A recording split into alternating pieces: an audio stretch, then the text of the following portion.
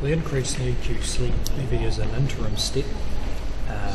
We need to reflect EQC's higher operating costs, including the costs of reinsurance.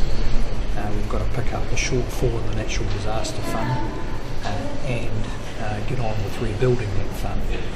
But there'll be no further change in the levy until the government's done a full review of EQC, which is likely to happen next year. Treasury recommended 11 cents per $100 of insurance and you've gone to 15. Why did you go for such a higher figure than what Treasury recommended?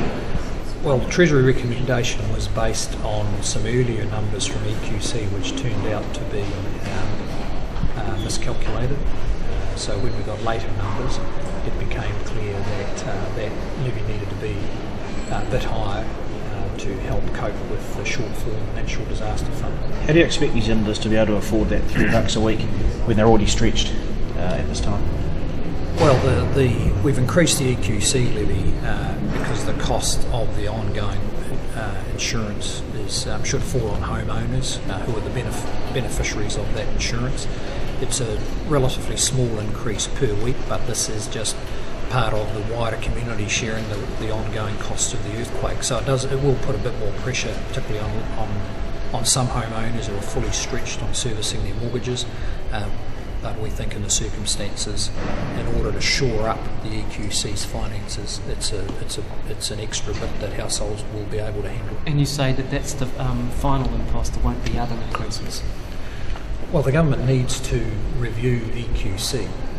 The pressure that the large-scale disaster in Christchurch has put on the EQC legislation is pretty considerable.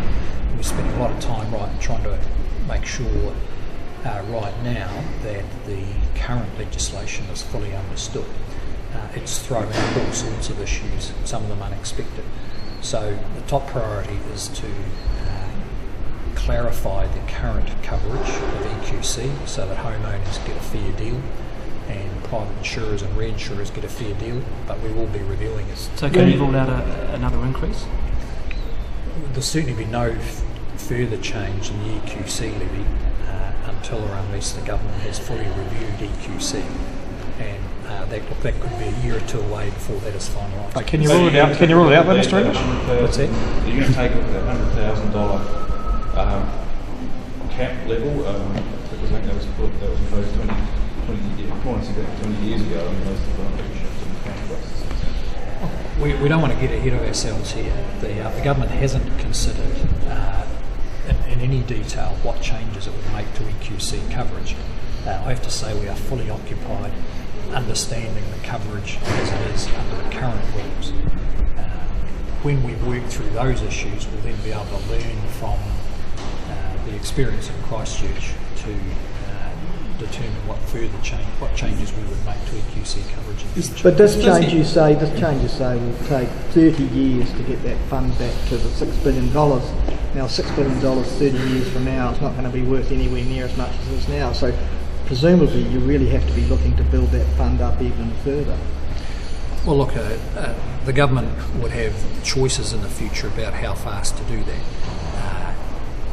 But we're not going to make those choices until we've done a proper review of EQC and EQC coverage. I mean, it's a unique scheme internationally. We're learning a lot from how it applies in Christchurch, and we want the benefit of that experience to be applied to the future structure of it. So I wouldn't want to get ahead of ourselves on any of the issues about the future structure. I'd have to say the top priority is making sure that homeowners in Christchurch are getting a fair deal from the current legislation, and that's turned out to be a fairly complex task. When we've worked our way through that, then we can start talking about the future.